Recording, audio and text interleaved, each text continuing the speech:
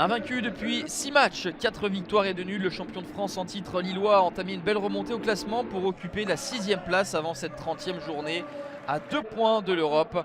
Bordeaux de son côté est toujours en grande difficulté, dernier à 5 unités du barragiste.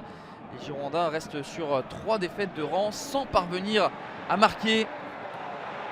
Les Lillois sortent d'un succès 1-0 à Nantes et veulent bonifier cette victoire à l'extérieur à domicile, là où parfois ils pêchent, surtout face à des mal classés. Première opportunité pour Burak Yilmaz, qui a le monopole du ballon face à des Girondins qui s'arc-boutent autour de la surface de réparation de Gaëtan Poussin. Ils sont en retard parfois, les Bordelais, comme ici Enoch Kouateng qui à la 35e minute écope d'un deuxième carton jaune, synonyme de carton rouge. Pendant 1 heure, les hommes de David Guillon vont devoir tenir face aux assauts du LOSC avec Yilmaz une nouvelle fois qui centre sans parvenir à trouver un partenaire. Ballon capté par Gaëtan Poussin qui est donc titulaire à la place de Benoît Costil. C'est l'un des choix forts de David Guillon ce soir, sorti sur blessure d'Albert Ellis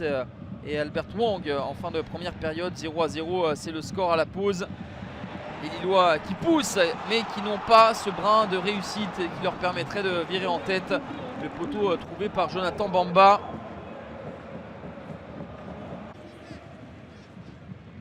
Les Lillois qui restent sur 6 matchs sans encaisser de but ne sont que très peu mis en danger par les Girondins qui ne sortent pas de leur moitié de terrain et qui subissent, mais pour l'instant ils parviennent à garder leur cage inviolée, chose qu'ils n'ont pas réussi à faire encore depuis le début de la saison. Ils ont encaissé 70 buts et pour l'instant Lille n'arrive pas à faire la différence. Les changements ont été opérés par Jocelyn Gourvenec avec beaucoup plus d'allant offensif. Une petite frayeur pour Gaëtan Poussin qui parvient malgré tout à laisser ce ballon du bon côté de la ligne.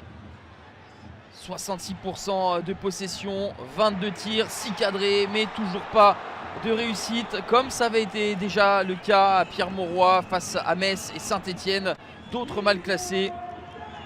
Lille ne parviendra pas à faire la différence. 0-0 malgré une supériorité numérique durant 1 heure. Le LOSC ne trouve pas la faille. Les Lillois sont freinés par des Girondins qui bouclent leur tout premier match de la saison en championnat sans prendre de but. Un résultat peut-être fondateur avant de recevoir Metz le week-end prochain.